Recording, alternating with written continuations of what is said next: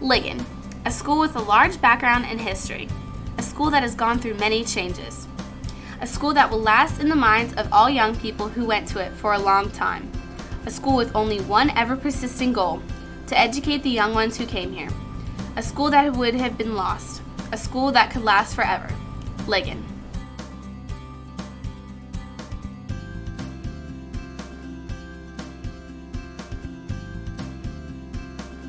John William Ligon, to whom Ligon GT Magnet Middle School was named after, was born in Creedmoor, North Carolina in 1869.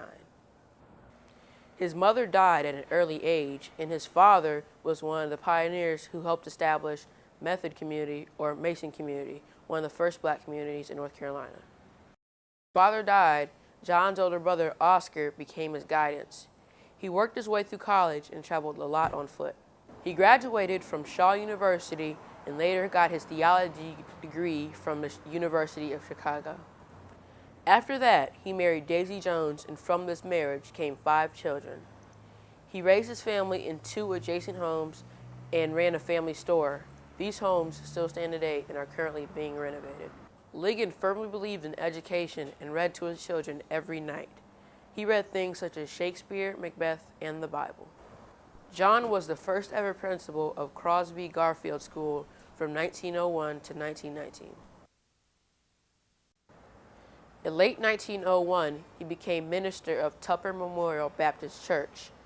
He ran for commissioner with others such as Clarence Leitner, and this is how he lost his job as principal, because he dared to be a man. For a time, John Ligon was the editor of a black weekly newspaper, the Union Reformer.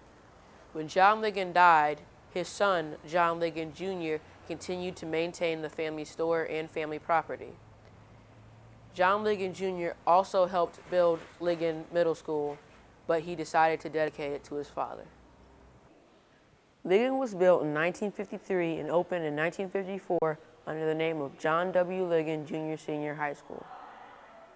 The school was originally an all-black high school in the middle of Chavis, an all-black housing project built by the WPA after the Great Depression. Ligon was the new school in the area and was a change from Washington High, which was the school that the original Ligon students transferred from. It was something of a real great joy, a new school, meeting new friends, and an atmosphere that was everlasting, something that had not been in Raleigh for years, and I'm talking years of a new high school.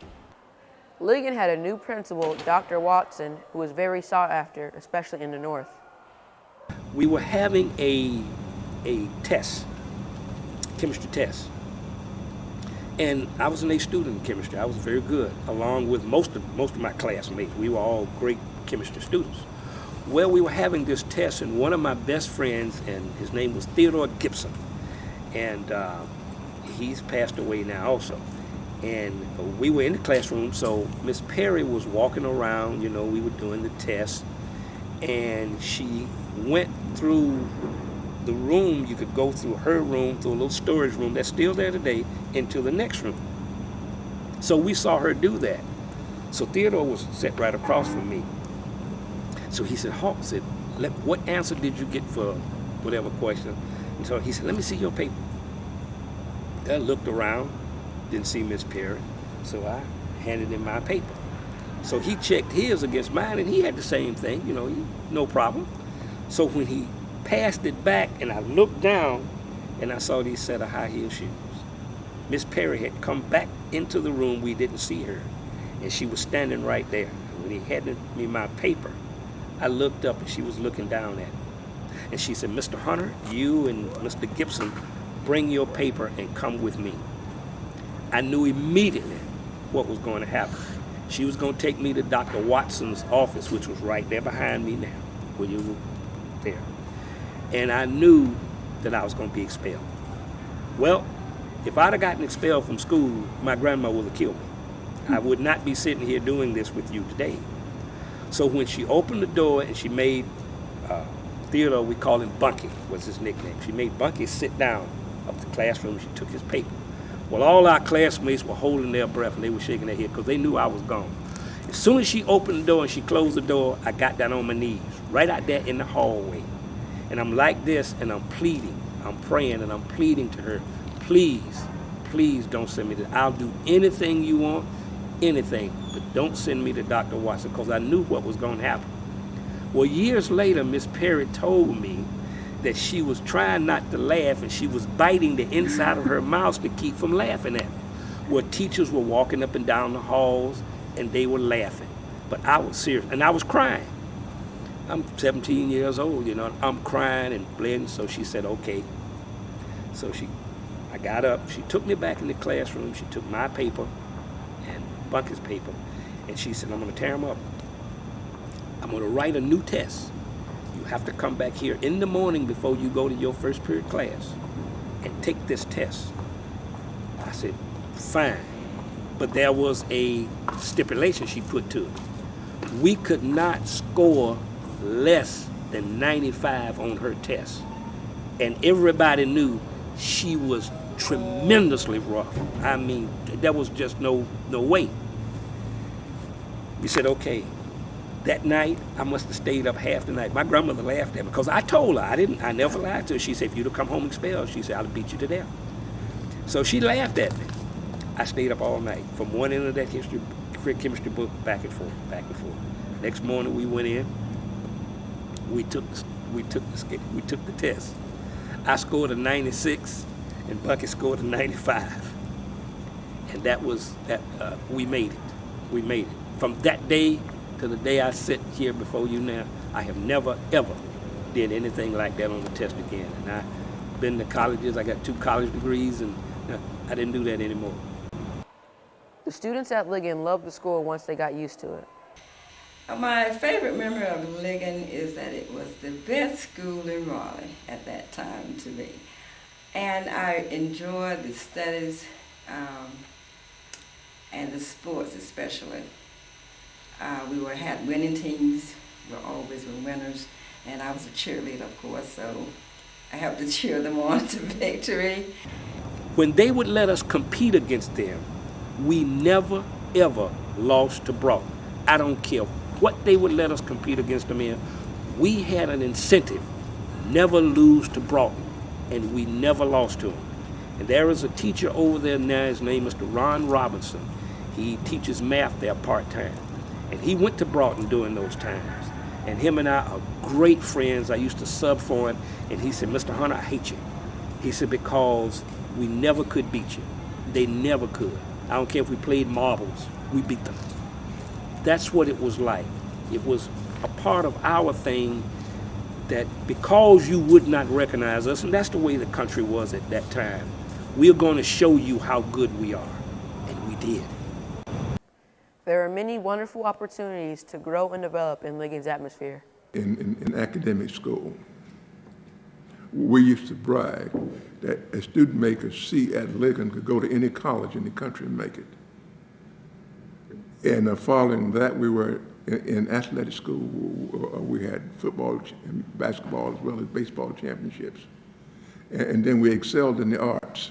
Ligon had many chances in the arts, and many people took advantage of those opportunities. Ligon started out as a junior-senior high school, but when Carnegie was built, it became a senior high school. Since the students all believed that they were family, they got embarrassed if their friends did bad and worked together on everything. Juniors were required to decorate for the prom, and they did just that so that they could have one at Ligon. We planned the prom ourselves. Now, we had nothing to go by. Nobody had ever done this. So as junior class president, we had to plan the prom. We had to, do everything.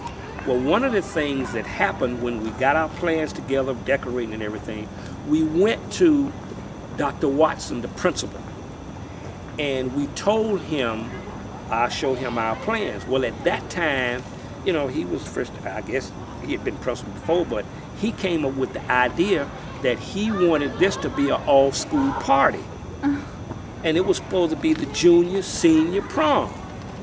So he wanted to invite all the other classes. So I stood there with him, and the senior advisors was there. So, here it is, a 17-year-old, and talking to a principal, a doctor, and I said no. And he looked at me and he said, what do you mean, no? I said, this is not an all-school party. I said, we had a dance for the whole school. We used to call it Carnation Ball. We done had that. I said, this is the junior, senior prom. You go to school for 4 years for this. I said, no. He said, well, you know, as principal, I can make it so that you have to include the whole school. I said, yes, sir, you can. I said, but this I promise you. I said, we will decorate the gym. We will have the band there. We will have refreshments there. I said, but not one member of the junior class will be there.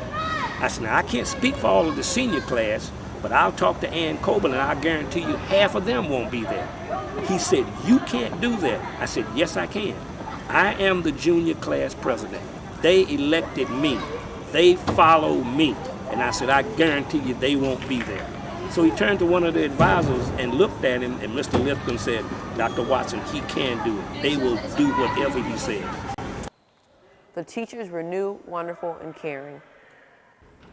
The teachers would evaluate you and guide you into a career move. If you was college material, they guided you into college material. If you were a brick mason, they also guided you into becoming a brick mason or auto mechanics. There were many fields that our teachers looked at. They evaluated each one of us on individual, and it paid off. Some of the successful people in Raleigh came through Ligon, and it was the guidance of the teacher that did that. Ligon's atmosphere made it seem like a community, which it was. My fondest memory of Ligon is the camaraderie and fellowship and closeness of the students as well as the teachers. It was just like one big family, a big community, I'd say. And if you got cute with them, you know, Pete Williams take you outside and beat up on you a little bit, and then call you home. When you got home, your folks would beat up on you again. So that is, we didn't think a whole lot of them then, but we sure love them now, and we miss them all. We really do. In 1971, integration came to Ligon, and in 1983, Ligon became a middle school. Raleigh's time of conflict with integration came in the mid-1950s to the mid-1970s. Raleigh was like any other place. They had segregated everything. Water fountains, doors, schools, bathrooms. It was all separate. The first step that Raleigh took towards integration was in public schools. These actions were taken by local families. They were all attempting to desegregate the Raleigh City school systems. Students at universities soon became the most influential group that were wanting change in Raleigh. Their actions soon forced institutions and businesses to recognize the need for change in Raleigh. Religious leaders soon became very involved in civil rights. They both African American and white spoke in favor of civil rights. Change did not come easily, as it did not in many places. Although Raleigh was not considered one of the hotbeds for racial tension, Raleigh did have its problem in receiving equality among everyone. Stores and restaurants were still segregated. There were separate doors, and even water fountains were separate for whites and blacks. The lunch counters were not for blacks, but the protests kept on coming. The workers there would either not serve the people or they would just shut down the business. In fact, we were part of the downtown sit-ins, which allowed, the counter, I can't even think of the name of the store, McClellan store or any of the stores downtown that had where you could sit down and eat, and we couldn't. And so we began to blackball those stores. When the buses came to the white schools and the white students got on, all the black students had to move backwards. It was the law, but many did not agree with the law. On the bus, whenever the white kids got on, the blacks would have to move back at Carolee. That's down from Washington School.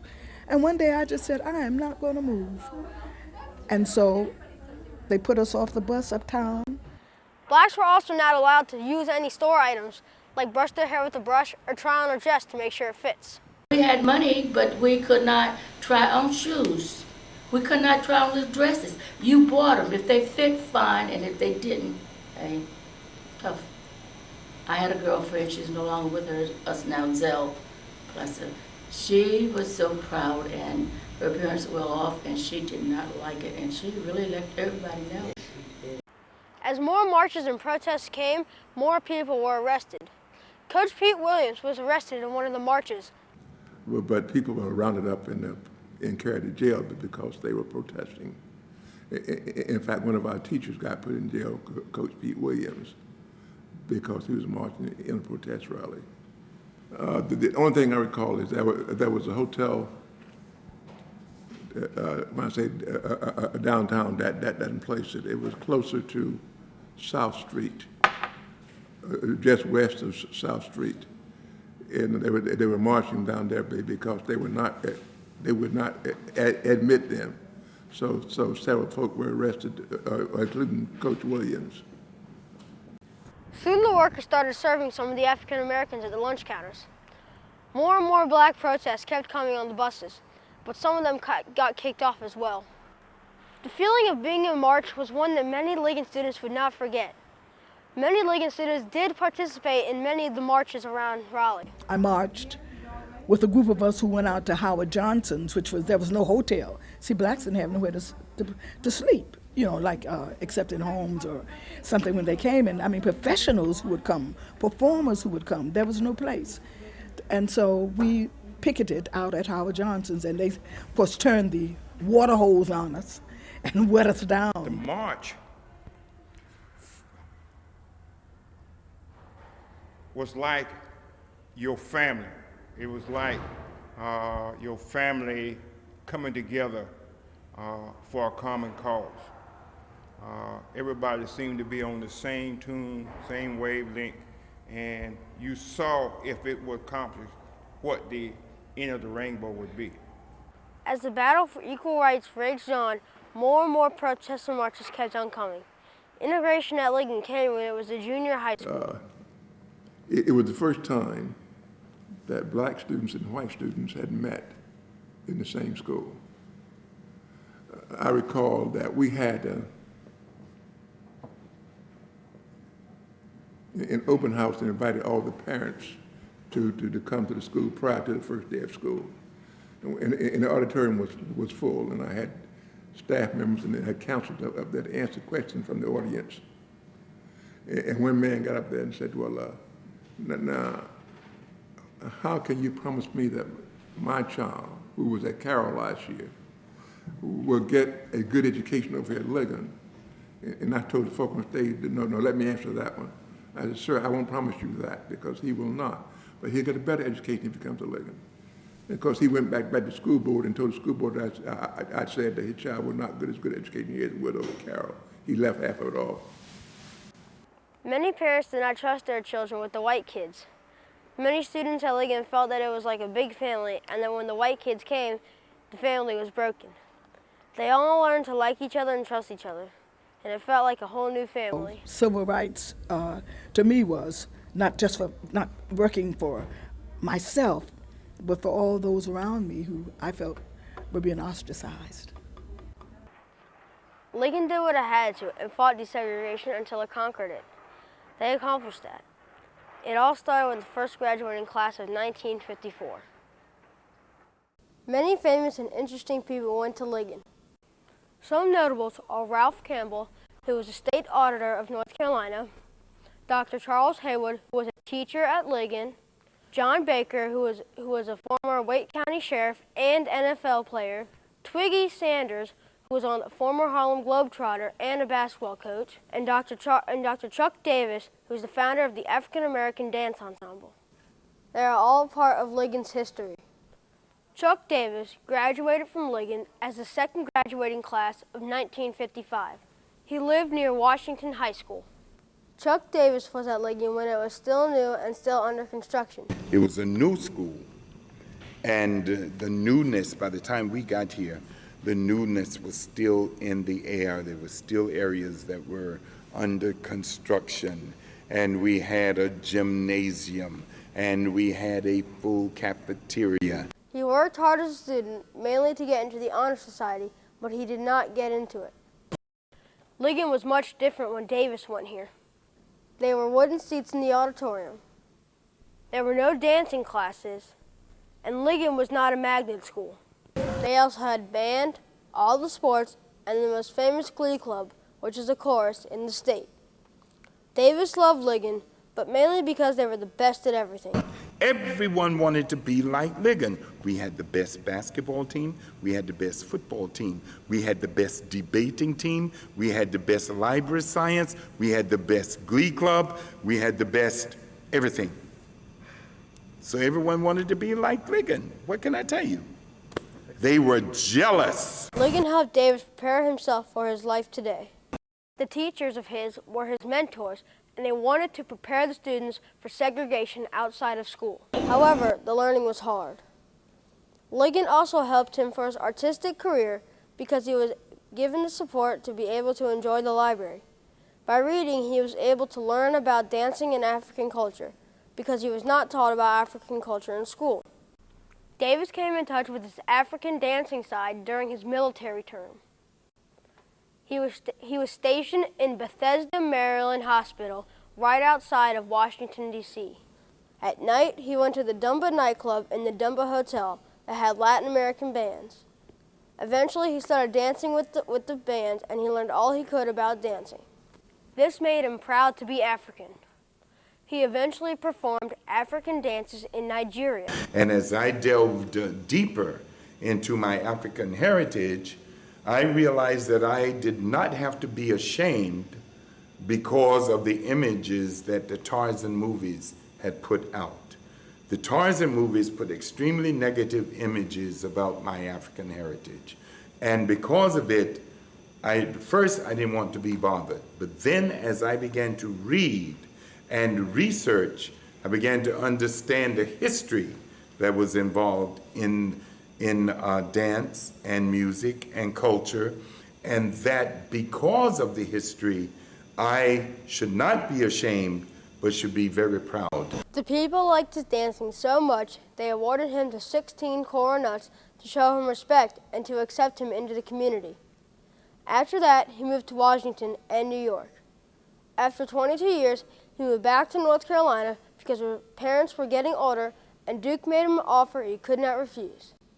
When he moved back, he formed the African American Dance Ensemble in Durham. Twiggy Sanders graduated from Ligon in 1970. He walked to school every day from his home near Lightner Funeral. He loved his community because everyone was connected. It was not uncommon for him to come home and see his parents talking to his teacher or principal. It was a great community for him to grow up in. He loved Ligon for many reasons. The teachers were dedicated and there was a whole lot of spirit. He was called Twiggy in his sophomore year because he looked like a skinny supermodel of the time, and the name stuck with him. He joined the Harlem Globetrotters when he was scouted out after college. He loved being on the Harlem Globetrotters. He got to see many people and cultures all over the world. He took pictures and bought souvenirs from all over the world. It became a hobby of his. He also had some good experiences.